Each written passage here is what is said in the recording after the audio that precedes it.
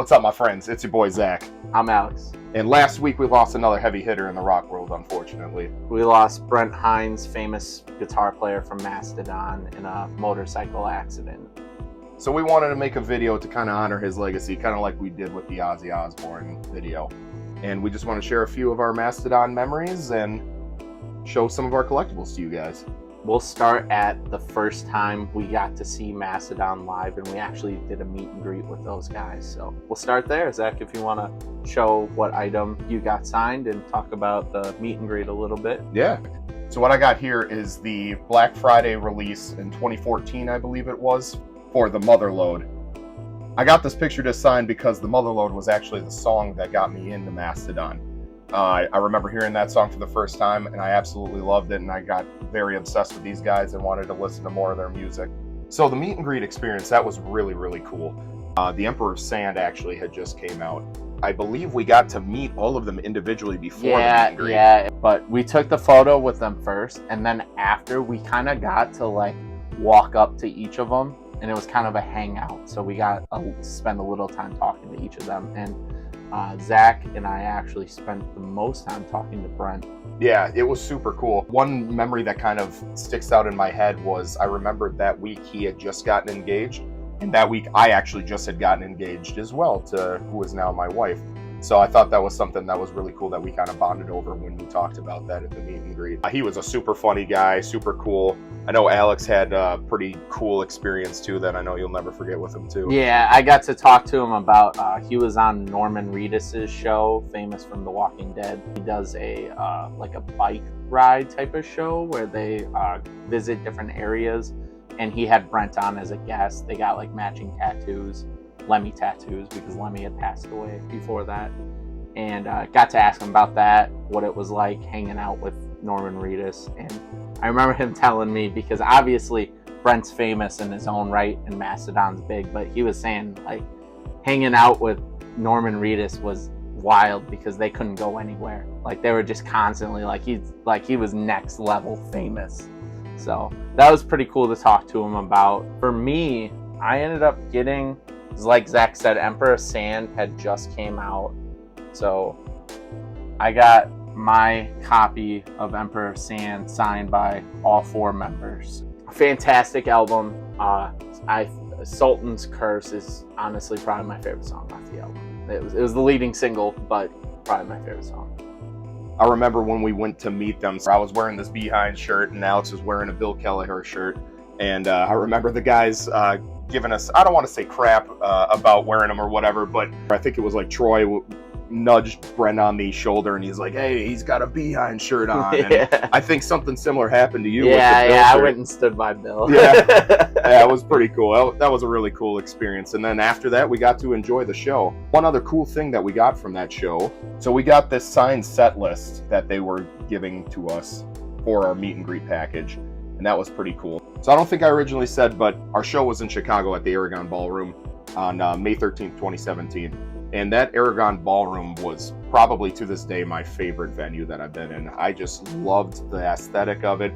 It has this painted ceiling. It just looked incredible, and it sounded amazing in there, and it was huge. It was massive. Yeah. And it was perfect for Mastodon's stage presence and stage show, because they have a lot of like trippy stuff going on in the background and stuff, and I just think it made it pop even more during that show. So we've been fortunate enough to see Mastodon actually 3 times. After that show, we saw them at Sonic Boom in our hometown of Janesville, Wisconsin.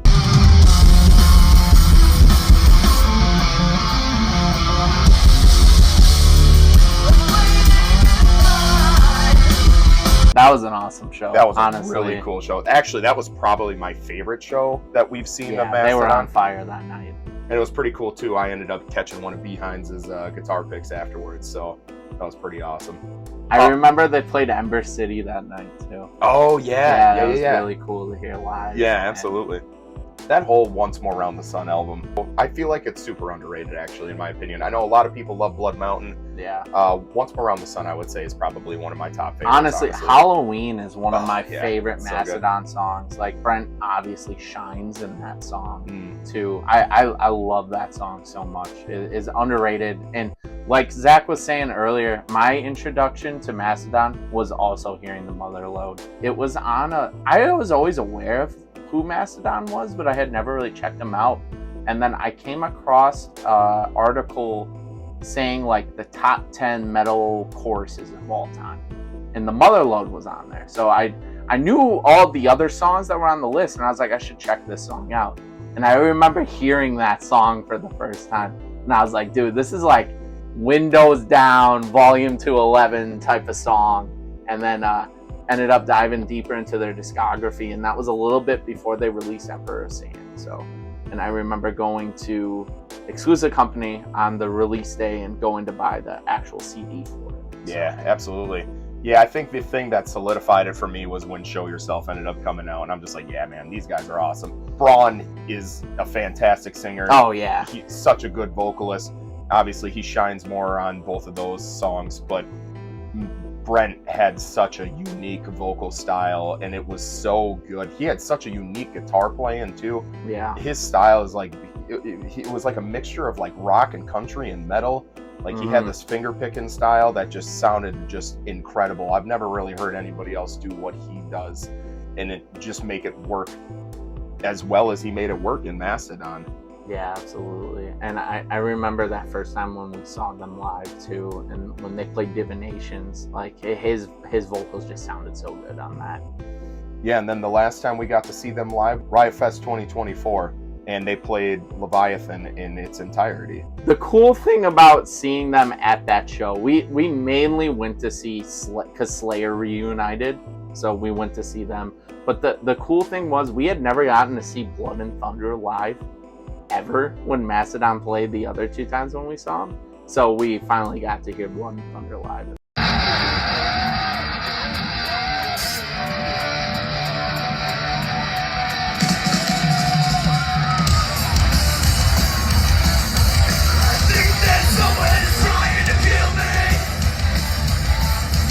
The first time we heard them play it was the third time seeing them. It's kind of funny, honestly, because Blood and Thunder, I feel like, was most people's introduction to Mastodon.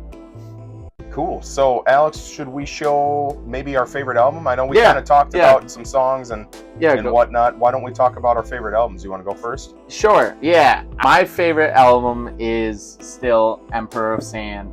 This is actually the color pencil blank jacket that went with the record that I got. My mom got the record for me for either my birthday or Christmas one year, so shout out, Mom.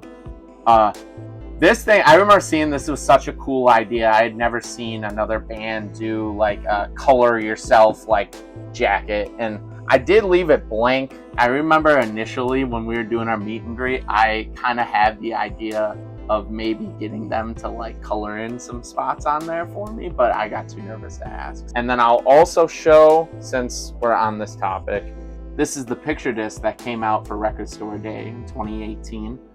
Zach and I actually went down to Toad Hall in Rockford, shout out. I was able to pick this guy up. Emperor Sand will probably forever be my favorite Mastodon album, partially because that's what came out around the time I got into them, but I mean the songs on there are just awesome. I mean, between Sultan's Curse, Show Yourself, Steam Breather, Andromeda, Ancient Kingdom, Precious Stones is on there. I mean, like, it's just banger after banger. You damn near listed the whole album. Yeah, literally, it's fantastic. It's perfect front to back, honestly.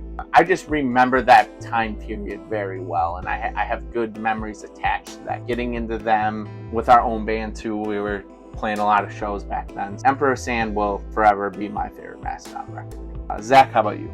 My favorite Mastodon record has to be Leviathan, with a close second of Crack the Sky. But Leviathan, the riffs are fantastic, the heaviness, it's just, all in all, the album is fantastic. Shout out to Sea Beast, has one of my favorite guitar riffs of all time at the end. That ending riff is just, oh.